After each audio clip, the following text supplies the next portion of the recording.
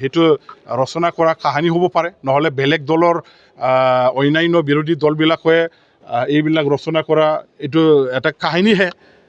ইয়াত কোনো সত্যতা নাই, কোনো বাস্তৱতা তেনেকুৱা ইয়াত এই কথাবিলাকৰ কোনো কি নাই। আমাৰ হাগ্ৰামা মহিলাৰ বিজেপি যোৱা ইয়াৰ লগত কোনো সম্পৰ্ক নাই। হাগ্ৰামা মহিলাৰী জিন্দগীত কেতিয়াও তেওঁ বিজেপিলৈ নাযায়, আৰু হাগ্ৰামাৰ যিবিলাক কলিগ আছে তেখেতসকলেও নাযায়। BPF দলটো শক্তিশালী কৰাটো আমাৰ BPF দলৰ প্ৰতিজন নেতা কৰ্মীসকলৰ একমাত্ৰ এজেণ্ডা, আৰু এই এজেণ্ডাটো সফল কৰিবৰ কাৰণে আমি যিকোনো ধৰণৰ পন্থা আমি অৱলম্বন কৰিম। আমি যিকোনো ধৰণৰ ৰাজনীতিৰ কৌশল যুগুত কৰিম। চলে বলে কৌশলে আমি যিকোনো ধৰণৰ মানে কূটনৈতিক ব্যৱহাৰ কৰি হ'লেও BPF দলক শক্তিশালী কৰি পেলাই BTC অঞ্চলৰ ৰাইজৰ হৈ কাম কৰিবৰ কাৰণে দায়িত্ব ল'বলৈ আগবাঢ়িবৰ কাৰণেহে আমি এতিয়া বিভিন্ন পৰ্যায়ত কাম কৰি আছোঁ।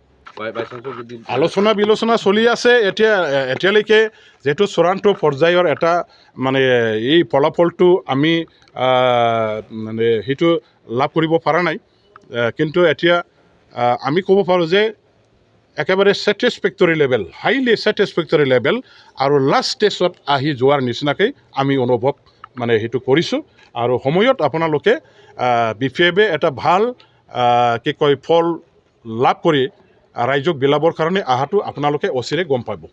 পিছত এলায়েন্সো হয়, আৰু কেতিয়াবা এলায়েন্সৰ পৰা আঁতৰি যায় বেলেগকৈ তেনেকুৱা মানে কৰিব লগাও হয়। গতিকে এলায়েন্স পলিটিক্স গোটেই ভাৰতবৰ্ষত এতিয়া যিহেতু চলি আছে, আৰু এলায়েন্স পলিটিক্সৰ মাজত থাকি পেলাই কাম কৰিব লগা হ'লেও ইয়াত একো আচৰিত হ'ব লগা নাই। BPF ইলেকশ্যন খেলাটো খাটাং।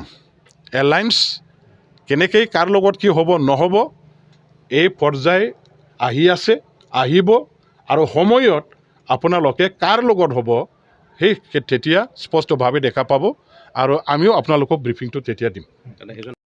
যিহেতু চূড়ান্ত পৰ্যায়ৰ এটা মানে এই ফলাফলটো আমি মানে সেইটো লাভ কৰিব পৰা নাই, কিন্তু এতিয়া আমি ক'ব পাৰোঁ যে একেবাৰে ছেটিছফেক্টৰী লেভেল, হাইলি ছেটিছফেক্টৰী লেভেল, আৰু লাষ্ট ষ্টেজত আহি যোৱাৰ নিচিনাকৈ আমি অনুভৱ মানে সেইটো কৰিছোঁ।